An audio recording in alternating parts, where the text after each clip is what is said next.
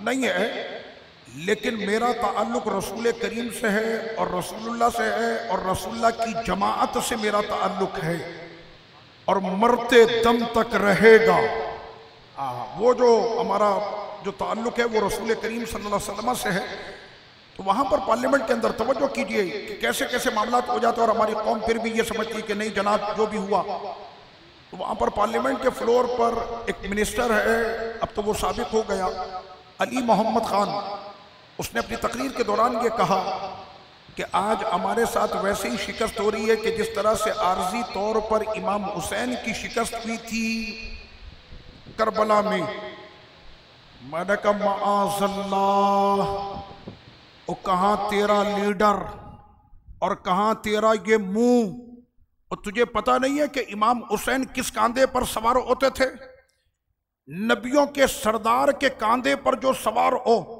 और तू कहता है कि हमारे साथ ये मामला जो हुआ ये वैसे ही है जैसे करबला के मैदान में इमाम हुसैन के साथ हुआ था। इमाम हुसैन के इस मामले का जिक्र तो मेरे सरकार ने इमाम हुसैन की विलादत के साथ कर दिया था। जब इमाम हुसैन पैदा हुए थे तो उसी वक्त में आका अलैहिस्सलातु व तस्लीम ने फरमा दिया था कि मेरा यह हुसैन करबला की वादी में जामे शहादत नोश करेगा। और जिस शान के साथ मेरे इमाम हुसैन करबला की वादी के अंदर गए हैं, तो तुम तो जिस अंदाज में आए और सबको पता है, तुम्हारा लीडर जिस अंदाज में इस कुर्सी तक पहुंचा है सबको पता है, और तुम इमाम हुसैन के साथ अपने इस लीडर को जो है वो तशबीह देते हो कि शिकस्त हुई है, और तुझे तो पता ही नहीं कि ये शिकस्त थी कि ये फतह थी। तुम्हें क्या पता? सैयदना इमाम हुसैन पाक रज़ियल्लाहु अन्हु दिन के उजाले के अंदर जब पहुंचे करबला की वादी में, मैंने कहा वो कौन सा लीडर है कि जिसके हवारी, जिसके आमी, जिसके साथी दिन के उजाले में उसका साथ छोड़कर भाग गए, और हुसैन पर मरने वाले उनके वो साथी थे जो रात की तारीकी में हुसैन को छोड़कर नहीं गए। इमाम हुसैन तो बार बार उनको कहते रहे कि मेरी तरफ से इजाजत है, जिसको जाना है वो चला जाए। वो यही कहते थे कि हमारे सर कटते हैं कट जाए, लेकिन मैदान महशर में हम हुसैन आपके नाना को क्या जवाब देंगे कि आपको अगर हम तन्हा यहां पर छोड़कर चले गए। मैंने कौन सी तशबीह इमाम हुसैन पाक के साथ आप देते हैं? आपने तो कुर्सी को पाने के लिए ना जाने कितनी कोशिशें की हैं। 3 महीने इस्लामाबाद के वो लोगों को याद है, वहां पर जो जो खुराफात हुई इस कुर्सी को हासिल करने के लिए, आप इसको तशबीह देते इमाम हुसैन पाक रज़ियल्लाहु अन्हु से। सैयदना इमाम हुसैन पाक रज़ियल्लाहु अन्हु का वो किरदार है कि वो करबला की वादी के अंदर भी जब आए तो इस शान के साथ वो आते हैं कि ये सर कटता है तो कट जाए, लेकिन बातिल के हाथ में हाथ नहीं दे सकते। ये है हुसैनी किरदार। कहने लगे वहां पर जो है ये आर्जी तौर पर शिकस्त हुई थी, आज पार्लियामेंट में हमारी भी आर्जी शिकस्त हो रही है। सुने, आज तक इन लोगों को यह पता ही नहीं है कि शिकस्त होती क्या है।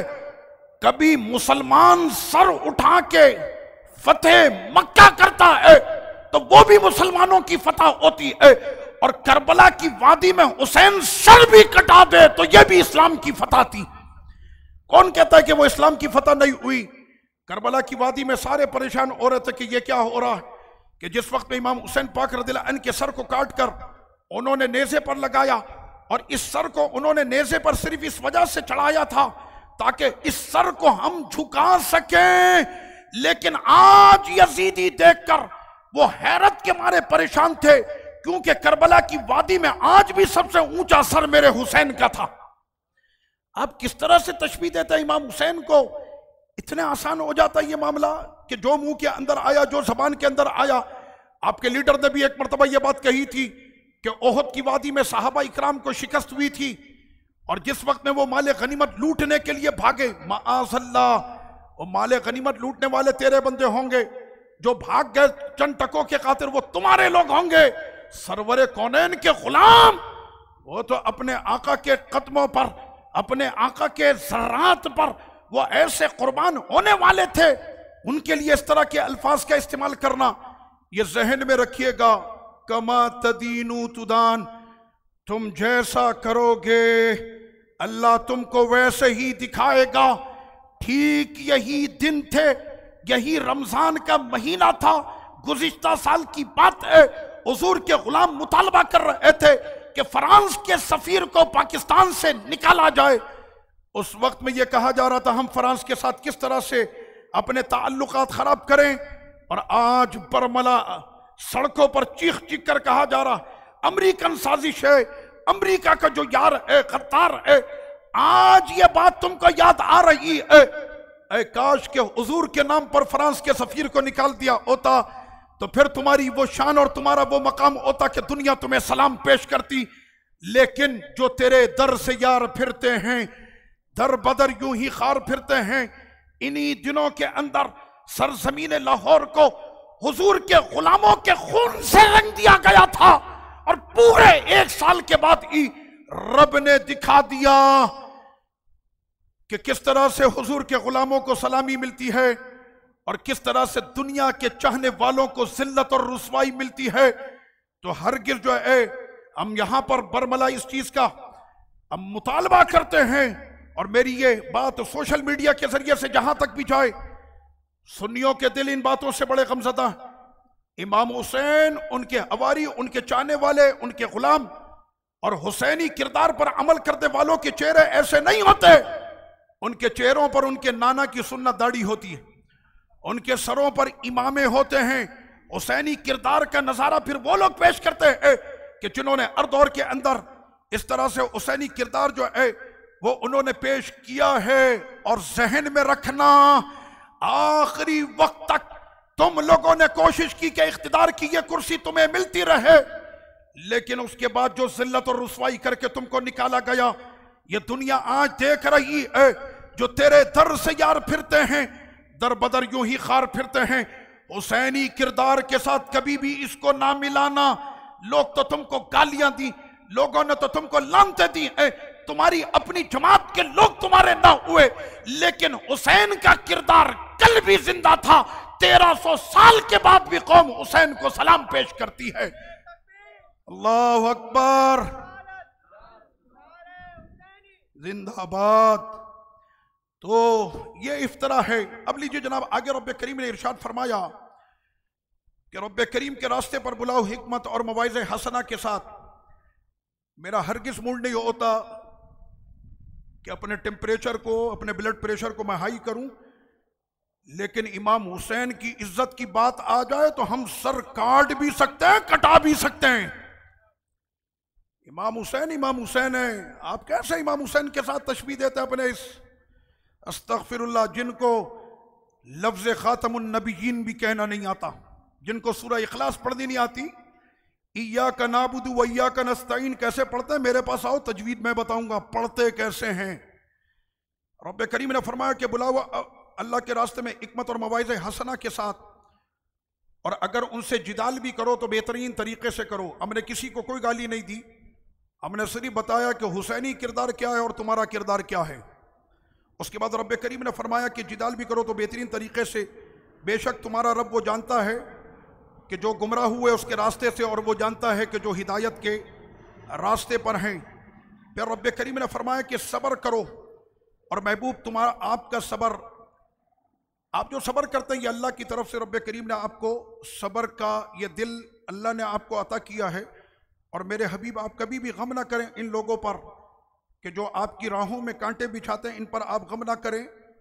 अल्लाह ताला अन करीब इसके रास्तों को तंग करने वाला है, और इनके मकर के सारे जाल को अल्लाह ताला कुचलने वाला है। बेशक अल्लाह उन लोगों के साथ है जो अल्लाह से डरते हैं, और बेशक खुदा उनके साथ है जो भलाइयाँ करते हैं। सूरतुल नहल इस तरह से मुकम्मल हुई। सूरतुल इसरा, इसकी पहली आयत में मेरे आका अलैहिस्सलातु व तस्लीम का वो अजीम मोजज़ा मेराज, उसका जिक्र है। पाक है वो ज़ात जिसने सैर कराई अपने बंदे को रात के थोड़े से हिस्से में मस्जिद आराम से मस्जिद अक्सा तक, जिसके गिर्द अम्ब ने बरकतें रखी हैं, और बेशक वही सुनने वाला और देखने वाला है। मिराज शरीफ का ये वाक़या इतना अजीम मोजज़ा है, तो सबसे पहले रब्बे करीम ने फरमाया सुब्हानल्लज़ी, महबूब की शान बाद में, पहले रब ने अपनी शान का जिक्र किया। क्यों कि कल को अगर कोई आकर ये कहता है कि जनाब ये मोजज़ा हुआ कैसे, और सेकंडों के अंदर ये इतना तवील सफर हुआ कैसे? तो रब्बे करीम ने फरमाया कि जिसने कराया है उसकी शान बुलंद है, इसलिए पहले अपनी शान का जिक्र किया, फिर फरमाया कि जिसने सैर कराई अपने बंदे को। तो यहां पर बंदे से मुराद सरवर कौनैन सल्लल्लाहु अलैहि वसल्लम की ज़ात गिरामी है। यहां पर बंदे से मुराद के आका अलैहिस्सलात व तस्लीम की जो मेराज थी वो रूह और जिस्म के साथ थी, इसलिए अब्द की तारीफ सिर्फ रूह पर नहीं होती, रूह और जिस्म इस पर ये होती है। वो बार बार आते थे ना कुफार आका अलैहिस्सलात व तस्लीम के पास, आप गए थे मस्जिद अक्सा, आप गए थे? हाँ गए थे। मस्जिद अक्सा के क्यों जिक्र किया? कहने मस्जिद अक्सा उन्होंने देखी हुई थी। आपने देखी? हाँ देखी है। उसमें कितनी खिड़की हैं, कितने दरवाजे हैं? अभी यहां से आप तरावी पढ़ कर जाएं, घर में बेगम पूछे कहां थे, तो आदमी जैसे ही बोलता है ना मैं मस्जिद में था, तो बेगम को भी शोहर पे प्यार आता है कि मेरा शोहर नेक काम करके आ रहा है, मस्जिद से आ रहा है।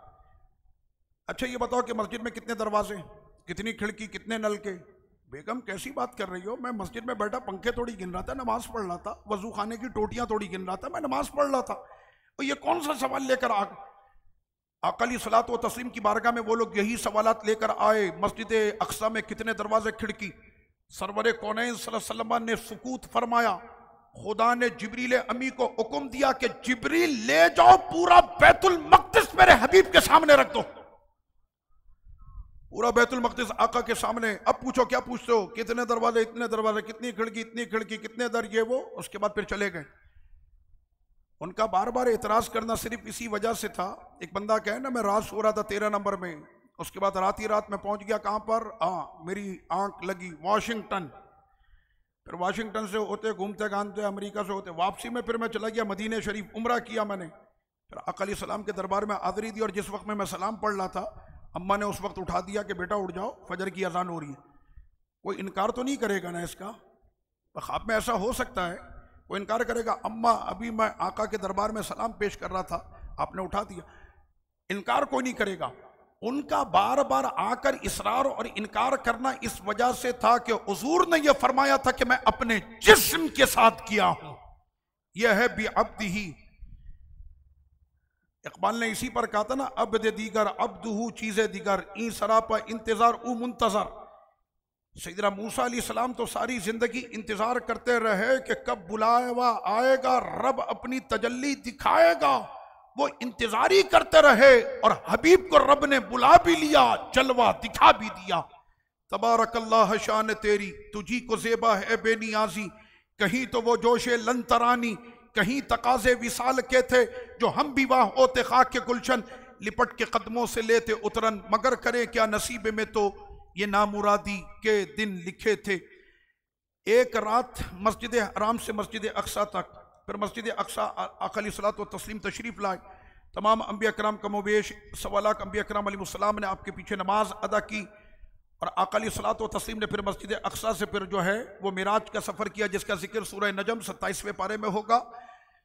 आका अलैहिस्सलात व तस्लीम जब वापस तशरीफ़ ले आए तो रब्बे करीम ने फरमाया अल्लज़ी बारकना हौलहू, ये मस्जिद अक्सा वो है कि जिसके गिर्द हमने बरकतें रखी हैं। हमने, यहूदी भी कहता है कि हमारी मस्जिद अक्सा के गिर्द में जितनी भी चीज़ें हैं वो सारी की सारी बरकत वाली, और यहाँ पर उसके गिर्द से मुराद कोई 10-20, कोई 10-20, अल्लाह अकबर, खैरियत,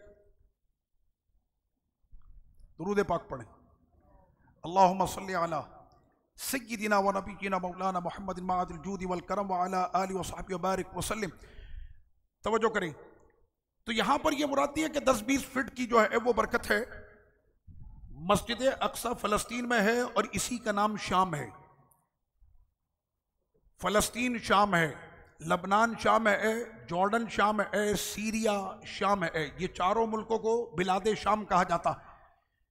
ये पूरा शाम बरकती है। आका ने फरमाया ए अल्लाह हमारे शाम में बरकतें अता फरमा, और कुरान ने क्या कहा कि जिसके गिर्द हमने बरकतें रखी हैं। बात समझ में आ रही है? अल्लाह ने बरकतें रखी, ये बरकत है क्या? अच्छा यही एक सवाल होता। मैंने कहा मैं अब्दुल्ला शाह गाजी की बड़ी बरकत मिली है, उनकी खबर पे बरकत मिली। मैंने जी बिल्कुल मिली। उसके बाद फिर मैं दाता साहब की बड़ी बरकत मिली, फिर मैं ख्वाजा साहब की बड़ी बरकत मिली, गौस पाक की बारगाह में गया तो सुभान अल्लाह, नूरुन अला नूर हो गया। ये खबरों पे तुमको बरकतें मिलती हैं? मैंने कहा जी मिलती हैं। कहना कहाँ लिखा? मैंने कुरान में, अल्लज़ी बारकना हौलहू, जिसके गिर्द हमने बरकतें रखी हैं। सऊदिया के दारुल इफ्ता से लेकर पाकिस्तान तक और पाकिस्तान से लेकर शाम तक हर दारुल इफ्ता में मौजूद तफसीर उठाकर आप देख लें, वहां पर यह लिखा हुआ है तफसीर के अंदर कि वो बरकत जो मस्जिद अक्सा के गिर्द थी वो बरकत थी क्या? तो वहां पर मुफस्सिरीन इकराम ने फरमाया कि वो बरकत ये थी कि वहां पर अंबिया की कब्रें थी। अंबिया की, पता ये चला कि जहां पर अंबिया की कब्रें होती वहां पर क्या होती है? बरकत। मैंने कहा जहां पर सिर्फ कब्रें अंबिया की हो वहां पे बरकत हो, जहां पर अंबिया के सरदार अपने कदम ले आए वहां बरकत नहीं होगी। ईसा अलैहिस्सलाम अपने झूले में कह रहे हैं वजअलनी मुबारका, मेरे रब ने मुझको मुबारक किया है। वो अपने झूले में कहे मैं मुबारक हूं, मुझसे बरकत मिलेगी। वो तमन्ना करते हैं कि खुदा मुझको हबीब का उम्मती बनाया होता।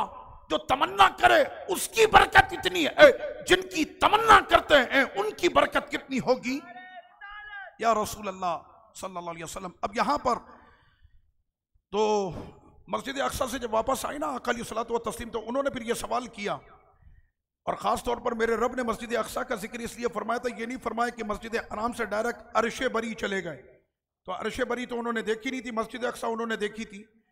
आका अलैहिस्सलातु वस्सलाम से कहने लगे अच्छा आप मस्जिद अक्सा से वापस आ रहे तो ये बताए रास्ते में कितने काफिले मिले?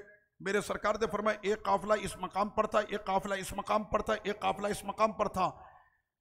हुजूर इतनी तेजी के सफर में आपने काफिले भी देखे, हमने देखे ना देखे, लेकिन हमारे खुदा ने सब दिखा दिए।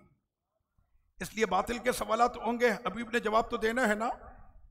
एक काफिले के बारे में सिर्फ बताता हूं। फरमाया 3 दिन, अगले 2 दिन के बाद काफिला आ रहा है और सूरज गुरूब होने से पहले मक्के में दाखिल होगा।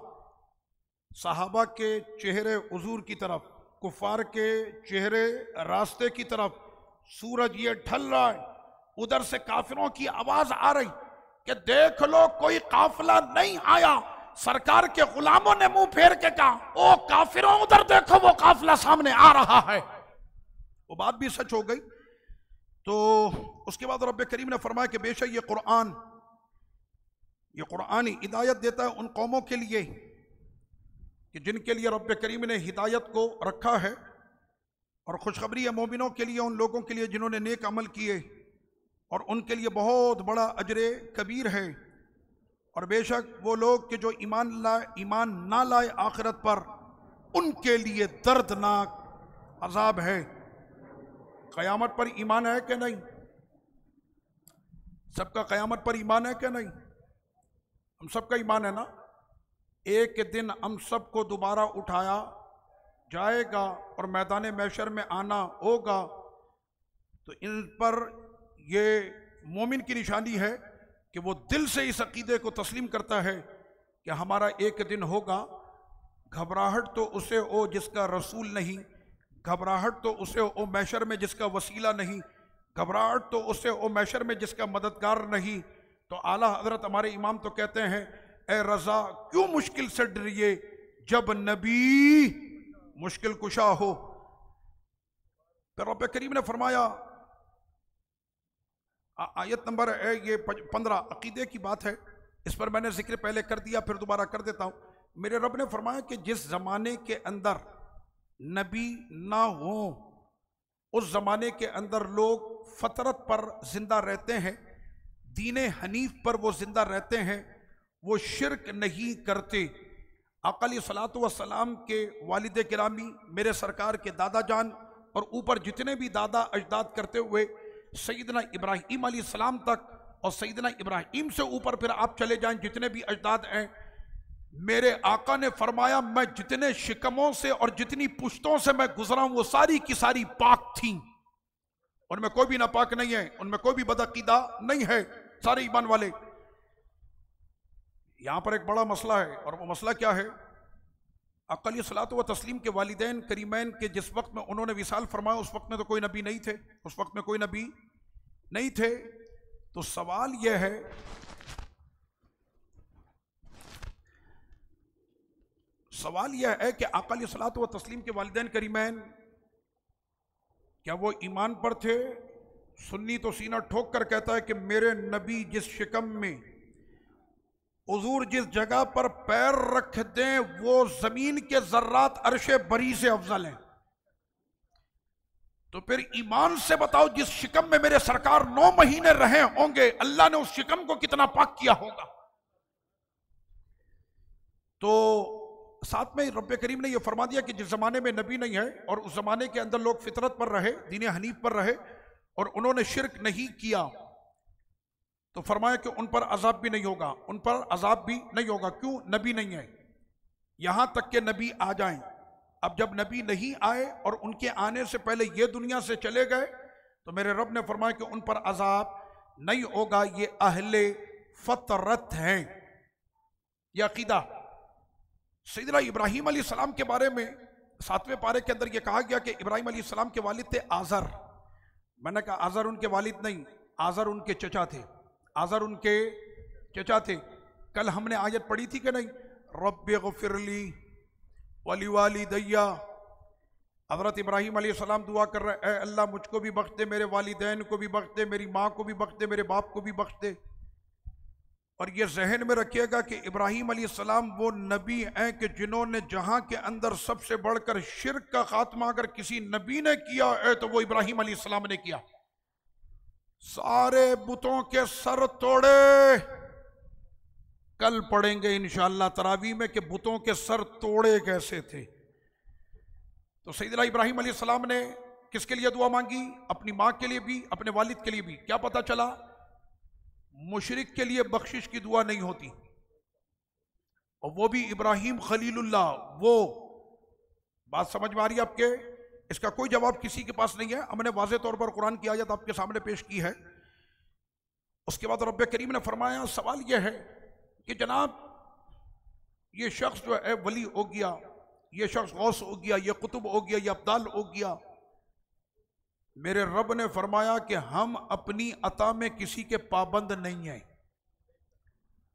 दाता साहब ने बहुत नमाजें पढ़ी हैं, ख्वाजा साहब ने बहुत नमाजें पढ़ी, गौस पाक ने बहुत नमाजें पढ़ी, लेकिन इनमें से कोई एक भी ये नहीं कह सकता कि मेरा मकाम बिलाल हबशी का है या मेरा मकाम अबू हुरैरा का है। आका अलैहिस्सलाम बदर की वादी में साहबा को बेदार कर रहे हैं, आगे बढ़ो जन्नत की तरफ, आगे बढ़ो जन्नत की तरफ, उस जन्नत की तरफ के जिसकी लंबाई चौड़ाई जमीनों आसमानों से ज्यादा है। बंदा बैठा हुआ खजूरे खा रहा है, कहना अगर मैं भी इस जंग के अंदर उतरूंगा तो मुझको भी वो जन्नत मिलेगी। मेरे आका ने फरमाया अल्लाह का रसूल तुम्हें जमानत देता। कहना जब इतनी बड़ी प्रॉपर्टी मिल रही है तो ये खजूरें और ये जिंदगी मेरे बीच में क्या कर रही है? खजूरें फेंकी, उतरा मैदान में, जामे शहादत नोश कर गया। अब अगर कोई पूछे कितनी नमाजें पढ़ी, कितने रोजे रखे, कितनी ज़कात दी, कितने हज किए, कितने उम्रे किए, कितनी तहज्जुदें पढ़ी, कितने खत्म कुरान किए, कुछ भी नहीं। लेकिन मकाम क्या है? गौस कुतुब अब्दाल सारे वली। बल्कि शेख अब्दुल कादिर जिलानी रज़ियल्लाहु अन्हु तो फरमाते हैं कि जमाने के तमाम गौस कुतुब अब्दाल सारे वलियों को भी जमा कर लो तो एक सहाबी के मकाम को नहीं पहुंच सकते। क्यों? कि सरवर कौनैन सल्लल्लाहु अलैहि वसल्लम का दीदार करते हुए ईमान के साथ जामे शहादत नोश की, और जिस वक्त में दुनिया से इनकी रूह परवास कर रही थी तो इनकी आंखों में जमाले मुस्तफ़ा था। मैं सो जाऊं या मुस्तफ़ा कहते कहते, खुले आंख सल्ले अला कहते कहते। इस तरह से इन्होंने जामे शहादत नोश की। तो रब्बे करीम अपनी अता में किसी का पाबंद नहीं है, जिसको चाहे जो चाहे वो मर्तबा और मकाम अता कर दे। अच्छा, यहां पर एक बात और भी है, हुजूर को जिसने देखा वो सहाबी है। सहाबी का कोई मुकाबला कर सकता है? कोई कह सकता है कि ये वली रुतबे में सहाबी से बढ़ गया? कोई नहीं कह सकता। अगर कहेगा तो अहले सुन्नत व जमात के अकीदे के खिलाफ होगा, और वो जमात से निकलकर कोई फिरका होगा, वो भी गुमराह। अहले सुन्नत व जमात का अकीदा ऐसा नहीं हो सकता। शेख अब्दुल कादिर जिलानी की बारगाह में आकर बैठा चोर, आस्ताने में आया था चोरी के लिए। गौस पाक को आकर किसी ने इत्तला दी कि जनाब हमें फला मकाम पर कुतुब की ज़रूरत है, वहाँ पर कुतुब का इंतकाल हो गया, उस जगह पे कुतुब चाहिए। फरमाया चटाई के अंदर कुतुब मौजूद है, निकालो उसको। वो चटाई खोली तो अंदर हजरत चोर बरामद हुए। अब वो चोर को लेकर आए गौस पाक की बारगाह में, हुजूर ये चोर है। आपने ऐसे नजर डाली, फरमाया ले जाओ कुतुब है। हुजूर चोर है, फरमाया खबरदार, हमारे आस्थाने में आया था लेने के लिए, सोना हीरा जवाहर नोट कैश दिरम दिनार हमारे पास तो है नहीं, खाली हाथ ये हमारे आस्थाने से चला जाए, ये हमारी शान नहीं है, हमारे आस्थाने में जो पड़ा हुआ था वो हमने इसे अता कर दिया, जो हमारे पास होता है वो हमने इसको दे दिया, ये कुतुब है ले जाओ। अब इस पर सवाल यह है कि कुतुब बनने के लिए कितनी नमाजें, कितने रोजे, कितनी ज़कात, कितने हज, कितनी तिलावत, कितने तहज्जुद, ये सारे करने के बाद भी वो दावा नहीं कर सकता कि वो कुतुब बन गया, जब तक के मोहर मेरे गौस की ना लगे, जब तक के मोहर दाता साहब की ना लगे, जब तक के मोहर गरीब नवाज की ना लगे, तो उस वक्त तक वो इस बात का दावा भी नहीं कर सकता। एक नजर मेरे सरकार को देखे तो सहाबी बने, और एक नजर मेरा गौस चोर को देखे तो कुतुब बने। इसको कहते हैं आनन फानन के अंदर किसी का काम होना। कहना मौलाना ऐसा हो जाता है? मैंने बिल्कुल होता है। कहना मोहल्ले में रहती ना शकीला आपा, बड़ी गंदी नजर है उनकी। अच्छा मैं किसी वो नहीं है, एक लफ्ज मेरे मुंह से निकल गया, ये कोई ये ना हो कि कोई कहे कि मौलाना आपने नाम लिया है, खैर ये लफ्ज निकल गया। उनकी नजरों से बचना भाई, बड़ी बुरी नजर है उनकी, किसी को भी देखती हैं बीमार पड़ जाता वो है, एक नजर में बीमार पड़ जाता है। कहना बिल्कुल पड़ता है। कहना नजर लगती है, बिल्कुल लगती है। नजर का लगना, कहना बिल्कुल। अक्ल नजर कहां तक पहुंचाती? कहना कब्र तक पहुंचाती है। जब बुरी नजर कब्र तक पहुंचाती है तो वली की नजर कहां तक पहुंचाती होगी। उसके बाद रब्बे करीम ने फरमाया, ये दो आयतों का तर्जुमा मैं कर चुका वालिदैन के हवाले से, आप लोगों ने तरावी के पहले वो दर्स में आप लोगों ने सुन लिया। मैं सिर्फ इनके हवाले कोट कर देता हूं ताकि अपने बच्चों को ये आयत याद करा दें, ताकि पता चले कि मकाम वालिदैन है क्या। कसम खुदा की, अगर कुरान की इन दो आयतों को बचपन से ही आपने अपने बच्चों को याद करा दी, इंशाअल्लाह मरते दम तक आपकी गुलामी करते रहेंगे। ये कुरान की दो आयतें, आयत नंबर 23 और आयत नंबर 24, सूरतुल इसरा आयत नंबर 23 और 24, ये दो आयतों का तर्जुमा सिर्फ अपने बच्चों को याद कराएं। सोशल मीडिया के जरिए भी हमारा ये पैगाम दुनिया में जा रहा है। बड़ा अफसोस होता है जब आकर कोई मुझे पर्ची देता है कि दुआ करें मेरी औलाद फरमा बरदार हो जाए, तो उस बाप पर कैसे उसके जिगर के टुकड़े होते होंगे कि जब औलाद ना फरमान हो, बाप बोले नहीं जाओ और वो कहता मैं तो जाऊंगा, बाप कहे नहीं करो, वो तो कहता मैं करूंगा। तो वाकई में ये बाप के लिए एक ऐसा मकाम है कि शायद वो कहे मर जाऊं मैं कि मेरी औलाद नाफरमान कैसे हो गई। उसके अंदर मैं ये जरूर कहूंगा कि ये पैदा जब हुआ था तो नाफरमान नहीं था, आपकी तरबियत में कमी रह गई, शायद इस वजह से ये नाफरमान हो गया। और इसमें यह भी देखना आपने अपने माँ बाप की कितनी खिदमत की, जितनी आपने की है उतनी ही तवक्को आप अपनी औलाद से भी रखिएगा। फिर रब्बे करीम ने आगे फरमाया कि जो आपके रिश्तेदार हैं, कराबतदारों का बड़ा हक है, कराबतदारों का बड़ा हक। अच्छा, कराबतदार में कौन कौन होता है? चचा, सबसे पहले भाई। कराबतदार में कौन है? भाई, बहन, चचा, ताया, पड़ोसी। पड़ोसी के हुकूक कितने? जिब्रील अमी आए सरवर कौनैन सल्लल्लाहु अलैहि वसल्लम को पड़ोस के हुकूक बयान करने लगे। फिर आका अलैहिस्सलाम ने पड़ोस के हुकूक सहाबा से बयान किए। सहाबा इकराम कहते हैं कि हमें अब ये लग रहा था कि हुजूर फरमाएंगे कि तुम्हारी जागीर के अंदर भी तुम्हारा पड़ोसी वारिस होगा। हुजूर ने इतने हुकूक पड़ोस के बयान किए, हमें तो लग रहा था अब फरमाएंगे हुजूर कि वो तुम्हारी जागीर के अंदर भी तुम्हारा वारिस बनेगा, मगर नहीं फरमाया। फौरन पब्लिक देख रही है जागीर में भी वारिस बनेगा। जागीर में वारिस नहीं है, लेकिन इस लफ्ज से पता चलता है कि पड़ोस के हुकूक कितने हैं। 3 मरतबा फरमाया मोमिन नहीं, कसम खुदा की मोमिन नहीं, कसम खुदा की मोमिन नहीं। खुद पेट भर के सोया था, पड़ोसी भूखा था। बचपन से ये हदीसें सुन रहे हैं। अल्लाह पाक अमल की तौफीक दे। कराबतदारों का हक अदा करना, मिस्कीन का हक अदा करना।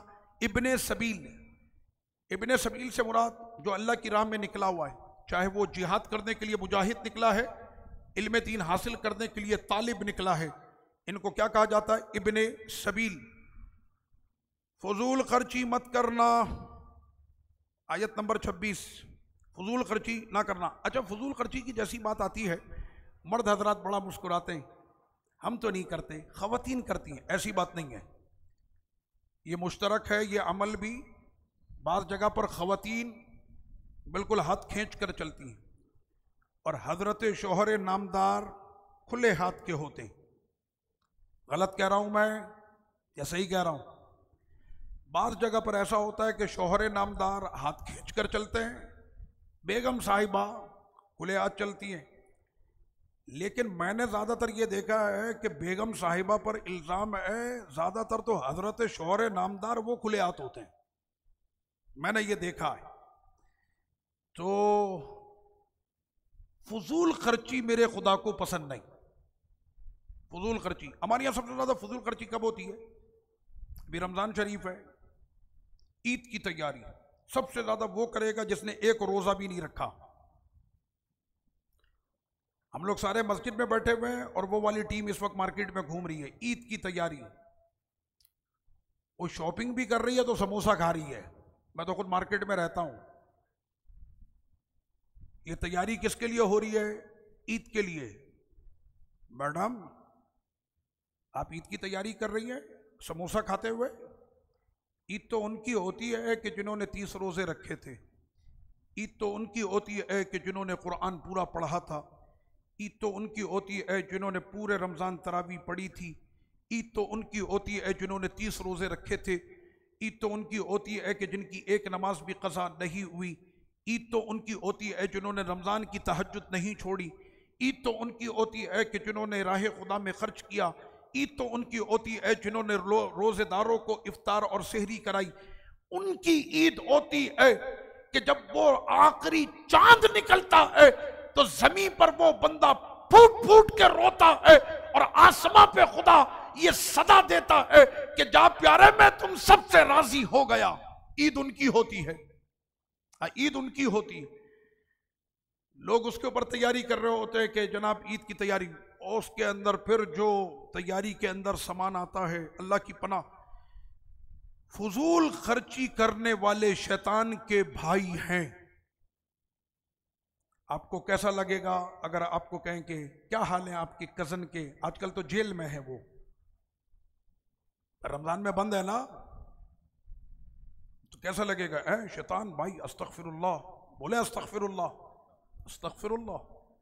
शैतान और हमारा भाई, माज़अल्लाह माज़अल्लाह। शैतान सबसे पहले गुस्ताख है मेरे खुदा का, फिर वो गुस्ताख है नबी का। अल्लाह ताला उसके शर से हम सबको महफूज रखे। लेकिन खुदा ने लफ्ज़ क्या फरमाया? वो शैतान के भाई हैं, बस। अब कहीं पर भी आप फजूल खर्ची होते हुए देखें ना जी, आपको अच्छा लग रहा है, आप शैतान के भाई बन रहे हैं। भले आपका सगा भाई हो, बेगम हो, खुद आप हो, बेटा हो, बेटी हो, कहीं पर भी आप फजूल खर्ची होते हुए देखें तो उसको कहते हैं आपको शैतान का भाई बनने का शौक है। औरत है तो शैतान की बहन बनेगी वो। फजूल खर्ची करने वाले के लिए रब ने यह सजा रखी है। कितना खतरनाक ये लफ्ज है, शैतान का भाई। इख्वान शयातीन, वो शैतान के, शैतान नहीं, शैतानों के भाई हैं, शैतानों के भाई हैं। हमारे यहाँ शादी में कितनी फजूल खर्ची होती है, अल्लाह अकबर। मैंने मुल्क शाम में, अहले शाम से, आपको पता है ना कि हमारा ससुराल शाम है, तो वहां पर मैंने इस मसले पर इतने झगड़े किए हैं कि मैं बदनाम हो गया। भाई जब कमरे में कोई नहीं बैठा, लाइट क्यों जल रही है? गर्मी का मौसम है, कमरे में कोई नहीं है, खिड़कियां खुली हैं, एसी ऑन है। भाई ये एसी क्यों ऑन है?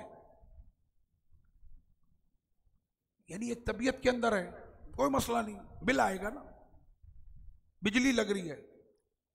मैं घर में भी इसी तबीयत पर रहता हूं, लाइट क्यों जल रही है? स्टोर में कोई नहीं है, लाइट क्यों जल रही है? जबकि छोटा सा बल्ब जल रहा है, क्यों जल रहा है? मसला समझ में आ रहा आपके? आपके पास पैसा बहुत है ना, हाँ, अपने शामी भाइयों की मदद कर दो। यमन के अंदर बच्चे घास खा रहे हैं, मैं मजाक नहीं कर रहा, कुरान मेरे सामने है। यमन में इस वक्त इतना फकर हो गया कि बच्चों को सुखंडे का मर्ज हो चुका है। उनके पास खाने को रोटी नहीं है यमन में, उनकी मदद कर दो, शामियों की मदद कर दो, फलस्तीनियों की मदद कर दो, कश्मीरियों की मदद कर दो। तुम्हारे अपने मुल्क के अंदर इतने फकीर हैं, उनकी मदद कर दो। हम अपने इसराफ के अंदर जनाब, अभी ईद की जो शॉपिंग होती है ना, मैं अपनी जो बात कर रहा हूं वही बात मैं आपको कहूंगा। मैं अपने घर में बीवी और बच्चों से मैं कहता हूं कि बेटा उतना सामान खरीदो जितनी तुम्हारी हाजत है, अपनी हाजत से आगे जाने की जरूरत नहीं। अल्लाह ने सब कुछ तो अता किया है, कपड़ा भी है, खाना भी, और सबसे बड़ी नेमत जानते क्या है? सेहत। बीमार आदमी को आप बोल दें कि तुम्हारे लिए मैं 1 करोड़ का जोड़ा लाया हूं, वो कहेगा रख अपने पास, मेरे तो दोनों किडनी मेरी हिल रही है। उसको क्या है? सबसे बड़ी रब की नेमत सेहत है। अगर सेहत ना हो तो फिर सारी चीजें बेकार हैं। तो फजूल खर्ची से बची। आका अलैहिस्सलातु व तस्लीम ने क्या फरमाया? उस निकाह में अल्लाह बरकत दे देता है जिसमें सबसे कम इसराफ हो, सबसे कम खर्चा हो। वो शादी सबसे अच्छी शादी है जिसमें सबसे कम खर्चा हो। इन बातों को, पैगाम को पहुंचाएं आगे कौम तक, जो हम लोग आज भूल गए। कौन सा मुसलमान, कौन सी तालीमात इस्लाम, कौन सा तरीका। मैं कल बयान कर रहा था सईदा खातून जन्नत रज़ियल्लाहु अन्हा के बारे में, सईदा खदीजतुल कुबरा रज़ियल्लाहु अन्हा के बारे में, हमारी माँ उम्मुल मोमिनीन के बारे में। आप मक्के की सबसे गनिया थी, सबसे तय्यबा ताहिरा थी। आपकी शोहरत के डंके अरब, हिजाज, शाम, बिलादे फारस, इराक, रूम, दुनिया के 4 मुल्कों के अंदर आपकी शोहरत के डंके थे। हालांकि आप इनमें से किसी भी मुल्क में आपने सफर नहीं किया। मक्के में रहते हुए आपकी शोहरत आफाक की बुलंदी को पहुंची हुई थी। सईदा खदीजा की इतनी मालदार थी, इतनी करीमा, सखी। दुनिया के 4 मुल्कों के अंदर, ये सोशल मीडिया का जमाना नहीं है, आपके करम की दास्तानें लोग दुनिया में सुनाते थे। ये है सईदा खदीजा, हमारी माँ रज़ियल्लाहु अन्हा। मक्के के बड़े बड़े सरदार तमन्ना करते थे कि सईदा खदीजा हमारे निकाह में आए, लेकिन सईदा खदीजा तो ये तमन्ना करती थी कि मैं सरकार के निकाह में जाऊं। और आका के निकाह में जब आप आई हैं ना, तो महल में आप रहती थी। कहाँ वो महल और कहाँ मेरे हुजूर का महल। हुजूर खेमे पे भी रहे ना, तो सारे महल जहां के उस खेमे पे कुर्बान है। महल तो रहने वाले की वजह से होता, हुजूर खेमे में भी हो तो वो जन्नत के सारे महलों में सबसे अफजल है। तो वो हुजूर के खेमे में तशरीफ लाई, कोई खादमा साथ नहीं, कोई खादमा साथ नहीं। मैं जो आ गई मैं ही खिदमत करूंगी, मैं जो आ गई मैं ही खिदमत करूंगी। और खिदमत की है फिर उन्होंने। सईदा खदीजा ने रोजाना गारे हिरा पे जाती थी। मैं चैलेंज करता हूं 18 साल और 20 साल के जवानों को, आओ मेरे साथ 20 दिन के लिए उम्रे पे चलते हैं। रोजाना तुम गारे हिरा पे चढ़ोगे, अगर तुम चढ़ गए मैं तुमको मानूंगा वाकई में आशिक रसूल हो। अब मैं तुमको लक़ब दूंगा लिख करके, वाकई में आशिक रसूल है। रोजाना 20 दिन ये गारे हिरा पे गया। आज तो स्टेप्स बन गए हैं, रास्ता बड़ा आसान हो गया। ये तो उस जमाने की बात है कि जब राहें हमवार नहीं थी, सिर्फ पहाड़ों की नहीं, अकीदों की भी। तलवारों की झनकारों की साए में चलना, दुश्मनों के पीछे हमले, तीर और तलवारें आपके पीछा कर रही हैं।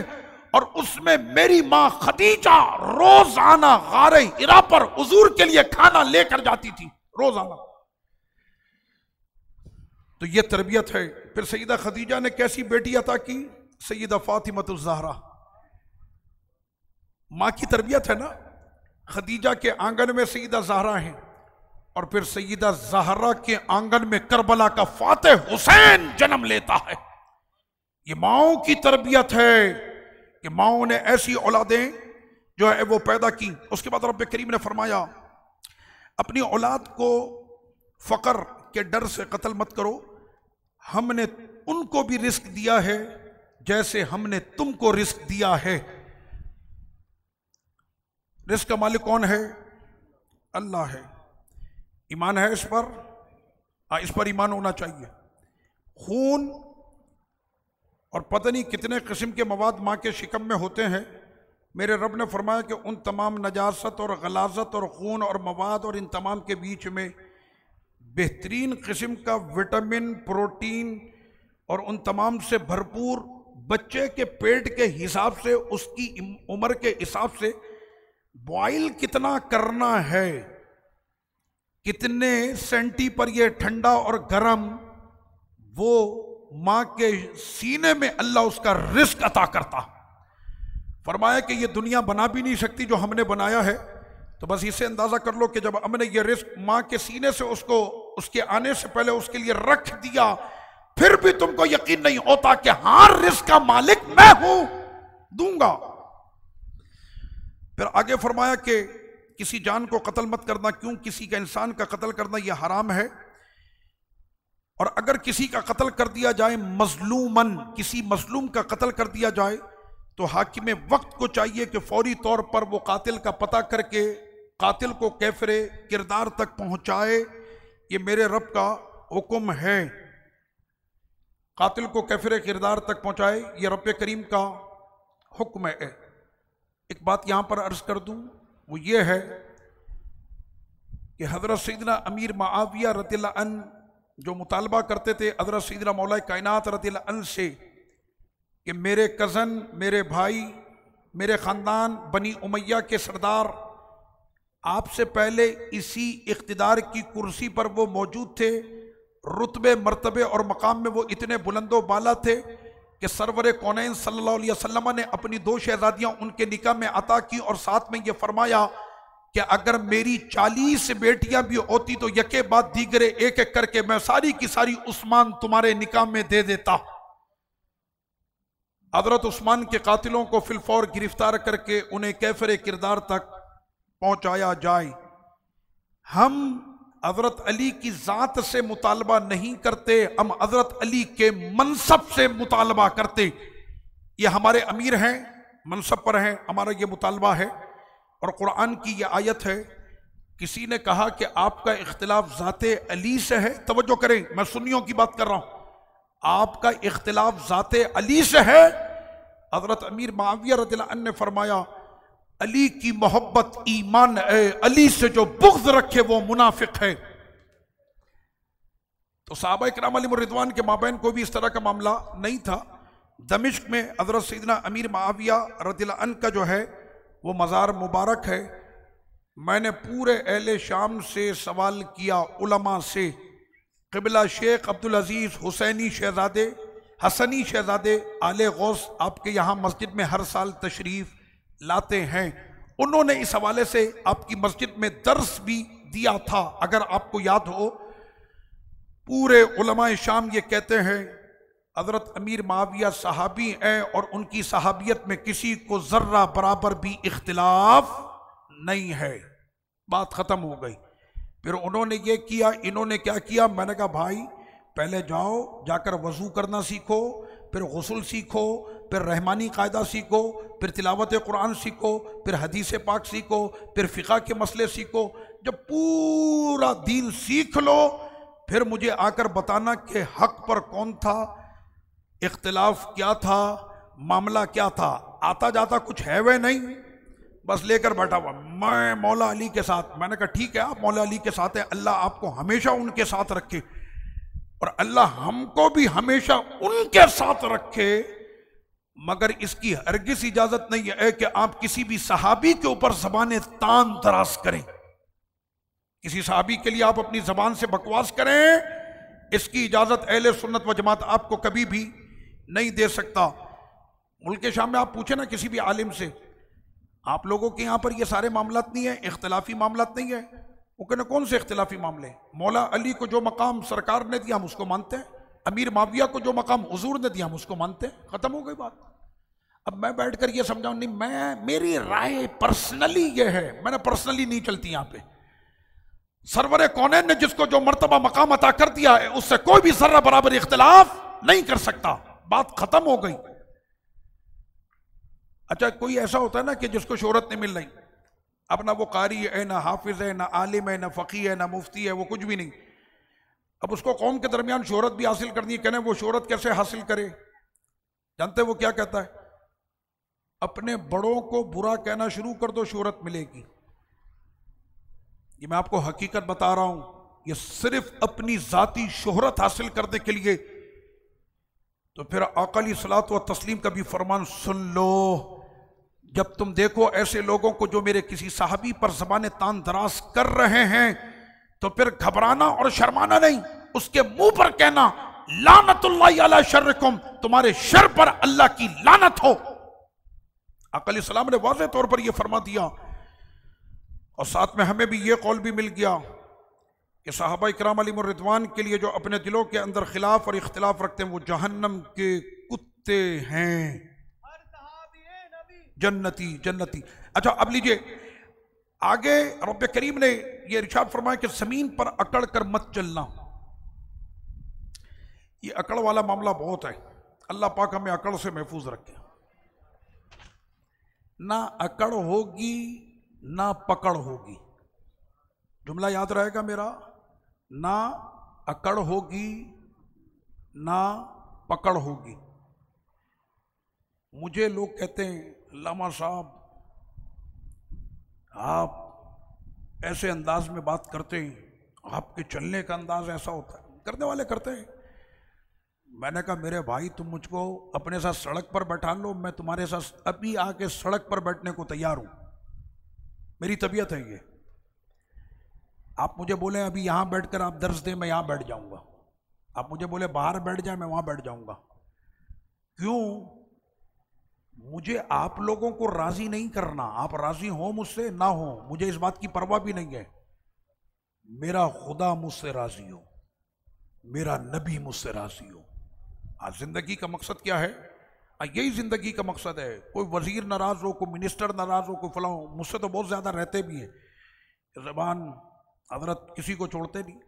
मैंने कहा छोड़ने का मसला नहीं है, दीन के ऊपर अगर कोई भी आए और दीन को ढाल बनाकर अपनी दुनिया को चमकाने की कोशिश करेगा, फिर तो हम उसे कब्र तक पहुंचा कर आएंगे। अब तुझे बेईमानी करनी है, तू करता रहे, वो तेरा मसला है। तू पार्लियामेंट चला, तू कुछ भी चला, लेकिन इमाम हुसैन को बीच में लाएगा तो फिर तो मैं ऐसा बताएंगे तुमको कि याद करोगे तुम। तो यहां पर मसला यह है, ना अकड़ ना पकड़। याद रहेगा जुमला मेरा, ना अकड़ ना पकड़, याद रखिएगा। जहां अकड़ आने लगे ना, पैसा बहुत आ गया है, अबे ये क्या है मेरे सामने, अकड़। मेरा बंगला इस गली के अंदर सबसे खूबसूरत है, अकड़। मेरी गाड़ी बाहर खड़ी है, देखो 4 गाड़ियां मेरी लाइन से खड़ी हैं, अपनी गाड़ियां देख देख के खुश हो रहा है, अकड़। अकड़ पे तो पकड़ है। फिर वो सईदी फारूक आजम को देख ले, 22 लाख मुरब्बा मील पर हुकूमत करने वाला, आधी रात को भेष बदल के लोगों के घरों पर दाल चावल अपने कांधे पर उठाकर पहुंचाता था। फारूक आजम 5 वक्त की नमाजें पढ़ ले, जन्नत तो वैसी मिल जाएगी। कहने इतनी आसान नहीं है। उसके बाद भी औरत कहती उमर को तो महशर में पकड़ूंगी, फरमाते पांव तले जमीन हिलने लगी। कहा बहन उमर को माफ कर देना, मैं ही उमर हूं। जब बच्चों को खाना अपने हाथ से खिलाकर खेल कर बच्चों को सुलाकर जाने लगे तो कहा बहन ये उमर मैं हूं। अब समझ में आ रही है? ये हैं वो लोग, ना इनमें अकड़ थी और इनकी पकड़ कौन करेगा। सरकार तो फरमाते हैं मेरी उम्र की जबान से खुदा बोलता है। फिर रब्बे करीम ने फरमाया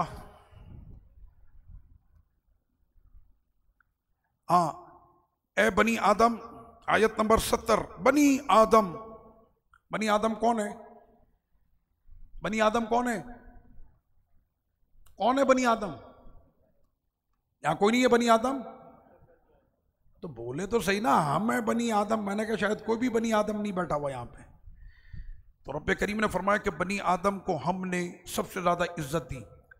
अशरफुल मखलूकात ये इंसान है और हमने अपनी अमानतें बनी आदम के कांधे पर रखी। और हमने बनी आदम को सबसे ज़्यादा फजीलत दी है। ए अशरफुल मखलूक़ात, इस पर तुम्हें गौर करना होगा कि जिस मकाम पर अल्लाह ने हमको मखलूक बनाया है, तो क्या अब ने उस मखलूक होने का हक अदा किया है?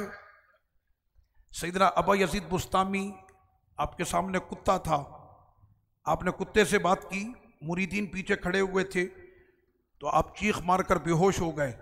मुरीदीन आपको उठा कर ले गए। बाद में पूछा, हुजूर ऐसी क्या बात थी? कहने उस कुत्ते ने मुझको लाजवाब कर दिया। बड़े बड़े मुनाजरे मैंने किए राहिबों के साथ, 100 सवाल थे पादरियों के, मैंने 100 के जवाब दिए, लेकिन उस कुत्ते का जवाब मैं नहीं दे सका। उसने मुझे आजिज कर दिया। कहने क्या कहा था? कहने उस कुत्ते ने बड़ी सादगी से मुझे कहा कि अबा यजीद, तुमने अज़ल के अंदर क्या ऐसा किया था कि अल्लाह ने तुमको सुल्तानुल आरिफीन बना दिया, और मैंने कौन सी ऐसी गलती की थी कि मेरे खुदा ने मुझको कुत्ता बना दिया? मैं भी तो मखलूक हूँ। कहने बस इतना मेरा सुनना था उसका, तो मैं बेहोश हो गया। यह है बनी आदम की शान कि रब्बे करीम ने जो ये मर्तबा और मकाम दिया है। और बार बार कुरान में रब्बे करीम ये फरमाता भी है कि तुम और वो मखलूक एक ही हो। कोई 4 पैरों से चलता है, कोई 2 पैरों से चलता है, कोई पेट के बल चलता है। मखलूक होने में सारे मखलूक हैं, सारे उममुन अमसालुकुम, ये सारी जो है ना ये मखलूकात, ये सारी तुम्हारे मिसल मखलूक हैं।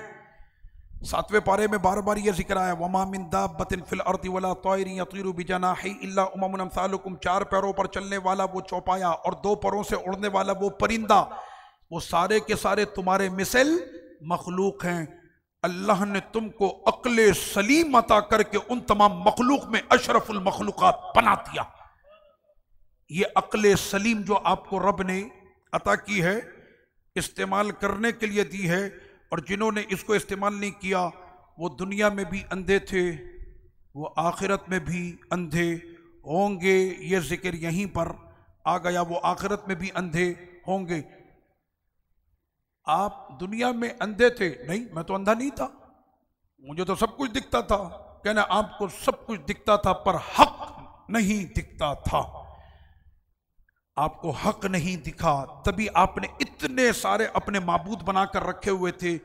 अगर आपको हक दिख रहा होता तो एक अल्लाह के सिवा फिर आप किसी की इबादत नहीं करते। सूरह कहफ, जुम्मे के दिन सूरह कहफ को पढ़ने, एक जुम्मे से दूसरे जुम्मे तक आपका पूरा हफ्ता नूर के साथ रहेगा। आपकी राहों में नूर, आपके घरों में नूर, आपकी आंखों में नूर, आपके मुंह में नूर, आपके वजूद में नूर। क्यों? आका ने फरमाया आपका एक हफ्ता नूरानी रहेगा। हर जुम्मे को सूरह कहफ पढ़ लिया करें। सूरह कहफ 1 हफ्ते तक अल्लाह की जमानत में आप रहेंगे। चाहिए आपको सिक्योरिटी, अल्लाह की जमानत चाहिए। आका ने फरमाया जो सूरह कहफ को पढ़ता है जुम्मे के दिन, पूरा हफ्ता वो रब की जमानत में रहता। असहाबे कहफ, इनका ये गार हम लोगों ने भी जियारत की है मुल्क शाम में। अहले शाम ये कहते हैं कि असहाबे कहफ का वो गार था कि जिसमें वो आकर कभी सोए थे, फिर वो सोकर जब उठे तो उनसे रब्बे करीम ने फरमाया कितना सोए? तो उन्होंने कहा कि हम लबिसना यौमन औ बादा यौम, दिन आधा दिन हम सोए। ये उस मकाम पर मैं बात कर रहा हूँ जहाँ पर पूरा आधा कुरान होता है। ये वही आयत है। यहाँ पर एक लफ्ज़ है वल यतलत्तफ, इसकी प्रैक्टिस नहीं है और तेज़ी से नहीं बोल सकता। वल यतलत्तफ, वल यतलत्तफ बोले, वल यतलत्तफ, पहला ता है दूसरा ता है। हाँ, मकारी सही आने चाहिए, पहला ता है दूसरा ता, वल यतलत्तफ। तो ये लफ्ज़ भी, इसका मतलब आपको पता है, जहाँ पर आधा कुरान हो रहा है कि, और वही है कि जिसका लुत्फ सबसे ज़्यादा है। जहाँ पर कुरान का निस्फ भी हो तो रब फरमाए कि वो जब्बार और वो कहार यहाँ पर नहीं, तब भी यहाँ पर क्या फरमाया मेरे खुदा ने, वो लुत्फ करने वाला लतीफ़ है, उसका लुत्फ आम है। लुत्फ उनका आम हो ही जाएगा, शादर नाकाम हो जाएगा। खैर यहाँ पर अल्लाह भी लतीफ, उसका हबीब भी लतीफ है।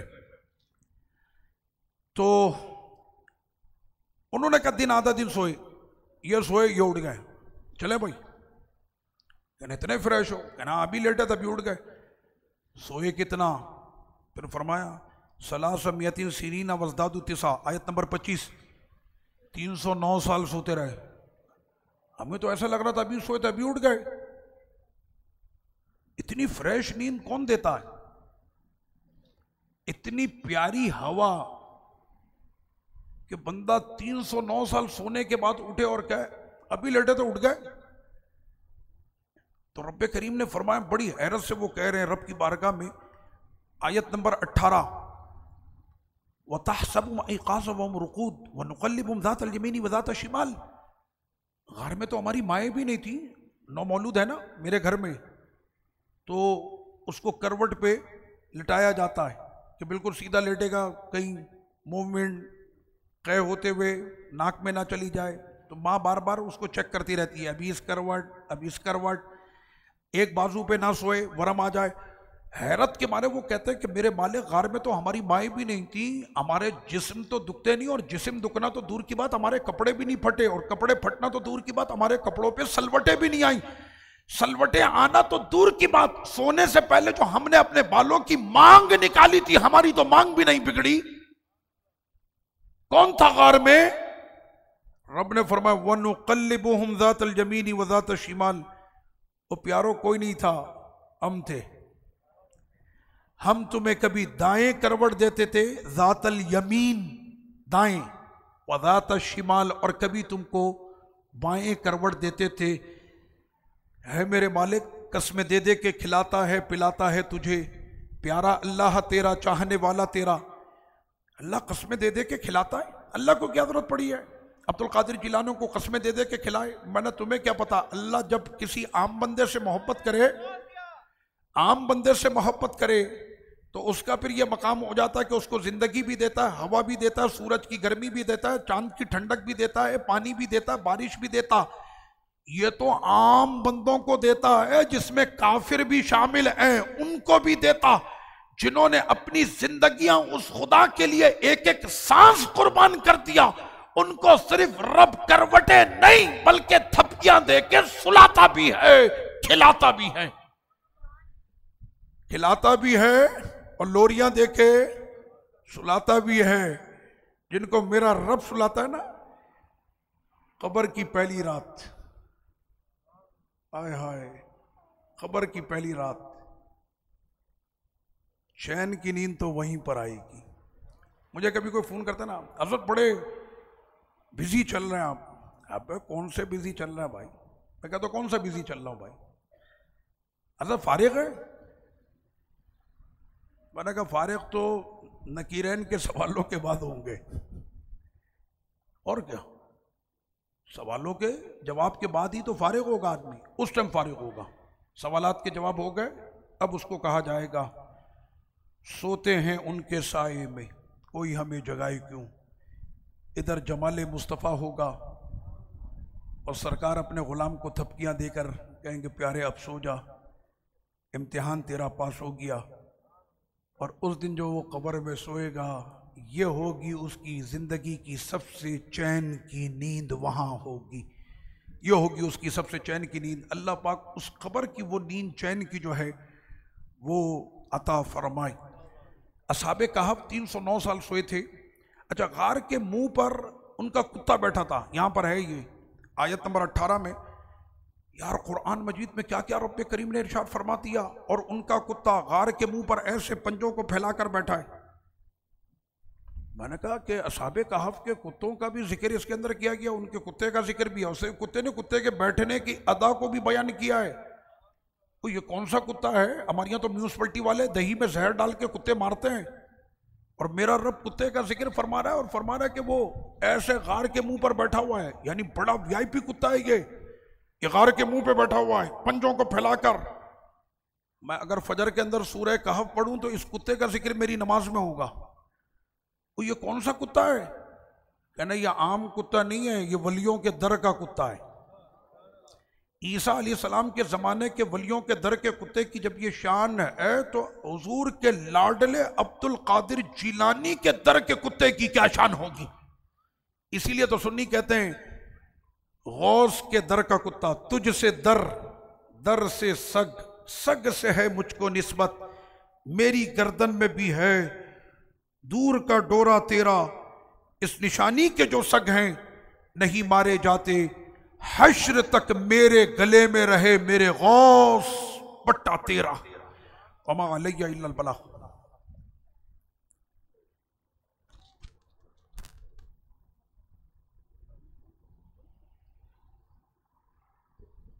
मुस्तफ़ा जाने रहमत पे लाखों सलाम, शमाए बज़ में हिदायत पे लाखों सलाम। हम गरीबों के आका पे बेहद दुरूद, हम गरीबों के आका पे बेहद दुरूद, हम फ़कीरों की सरबत पे लाखों सलाम। मुस्तफ़ा जाने रहमत पे लाखों सलाम। गौसे आज़म इमाम तुक़ा वन्नुक़ा, गौसे आज़म इमाम तुक़ा वन्नुक़ा, जलवाए शाने कुदरत पे लाखों सलाम। मुस्तफ़ा जाने रहमत पे लाखों सलाम। मुझसे खिदमत के कुदसी कहें हो रज़ा, मुझसे खिदमत के कुदसी कहें हर रज़ा। मुस्तफ़ा जाने रहमत पे लाखों सलाम, शमाए बज़ में हिदायत पे लाखों सलाम। अस्सलातु वस्सलामु अलैका या रसूल अल्लाह व अला आलिका व अस्हाबिका या हबीब अल्लाह। अल्लाहुम्मा सल्ली अला सय्यिदिना व नबिय्यिना व मौलाना मुहम्मद व बारिक व सल्लिम व सल्ली अलैहि। रब्बे करीम, जितने भी लोग हमारे दरस कुरान मोहब्बतों के पैगाम में शामिल रहते और सोशल मीडिया पर पूरी दुनिया में इस दर्स को जो सुनने वाले हैं, ऐ मेरे मालिक सबके सीनों में कुरान की मोहब्बत अता कर दे, उनकी नस्लों को कुरान की मोहब्बत अता कर दे, कुरान का हाफिज बना दे, कुरान का आलिम बना दे और कुरान को पढ़कर उस पर मजबूती से के अमल की तौफीक अता फरमा। हमें अपने बड़ों का बाअदब बना, बेअदबों के शर से हमें महफूज फरमा। हमारी दुआओं को अपनी बारगाह में अपने महबूब अलैहिस्सलातु व तस्लीम के सदक़े तुफ़ैल अपनी बारगाह में कबूल फरमा। व सल्लल्लाहु वसल्लम अला सय्यिदिना मुहम्मद व अला आलिहि व सहबिहि अजमाइन बिरहमतिका या अरहमर राहिमीन।